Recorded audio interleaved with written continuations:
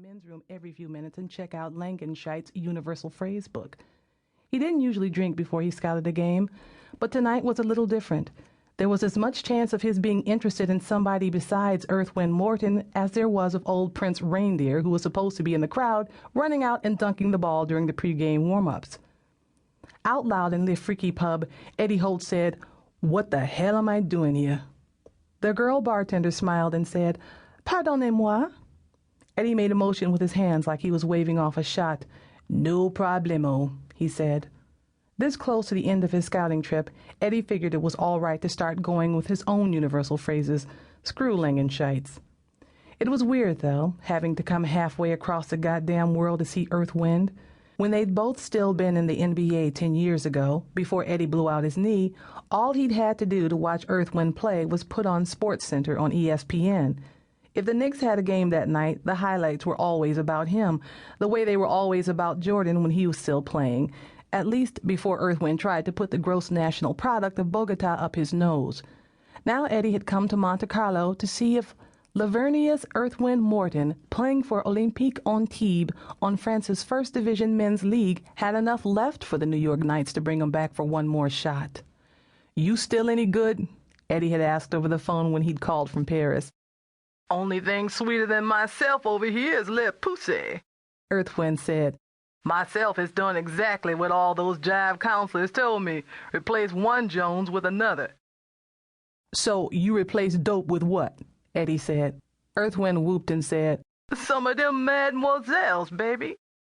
The basketball arena was part of the big soccer stadium that Eddie thought could have been called Meadowlands on the Med. The night before, he could actually hear the cheers from the soccer game as he sat on his balcony with the big boy martini he'd fixed himself from his minibar. He knew there used to be a First Division team in Monte Carlo, but didn't remember if it was still there. Eddie did know that Earth Wind had missed the last couple of games for Antibes, which bothered the shit out of him, considering the guy's rap sheet with the coke and crack and even heroin, which Eddie'd always thought of as the main event. So this was Eddie's last chance to get a look at him in person before he flew back to New York to give his report to Michael Delacruz, the Knight's owner. And if Earth Wind was washed up, Eddie was going to have to tell the boss the truth. After having been to Spain and Italy and up and down France, he wasn't even coming home with a decent roll of film. Oh, there'd been a couple of guys in Spain who might have been able to give the Knights 10 minutes of game, and there was a Russian kid playing for Bologna named Arvi Daskil Milosevic, who, in addition to having the world's longest last name, could occasionally shoot threes as if they were layups. But as little as Delacruz knew about basketball, even though he'd managed to convince himself it was he and Dr. Naismith back at the beginning cutting the hole in the peach basket, Eddie knew he couldn't bullshit him with those guys. Eddie couldn't even do that with himself, not when it came to basketball. "I'd like to see you come back with somebody who can win us some games," he told Eddie, "but not as much as somebody who could sell us some goddamn tickets."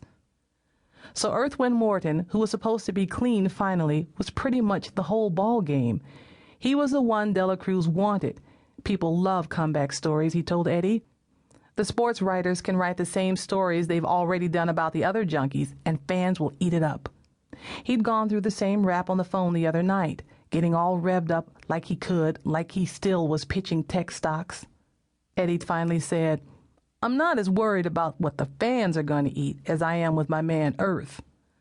Michael Delacruz wanted to know what that meant, and Eddie said, "I saw a picture of him in the Keep the other day, the French sports paper. The guy looks like he swallowed Notre Dame." Eddie pronounced it right, Notre Dame, so his boss, still pretty new to sports, wouldn't confuse the cathedral with the Fighting Irish football team. The PR guy from Olympique Antibes, Jean-Claude something, another guy with an attitude when Eddie talked to him on the phone, had forgotten to leave him a ticket. Eddie'd found that out when he called over to Stade Louis II in the afternoon, but the concierge at Lowe's La Bourvallier said he'd take care of it, and did. Eddie overtipped La Bourvallier when he came downstairs. The guy just took the fistful of those Monegasque coins that were the same as francs and shrugged. France, Monte Carlo, it didn't matter where you were. It's like they all took some course in not giving a shit. Most of these bastards, even the well-meaning ones, were like the old joke about New York City. "Could you tell me how to find the Hôtel de Paris, or should I just go fuck myself, s'il vous plaît?"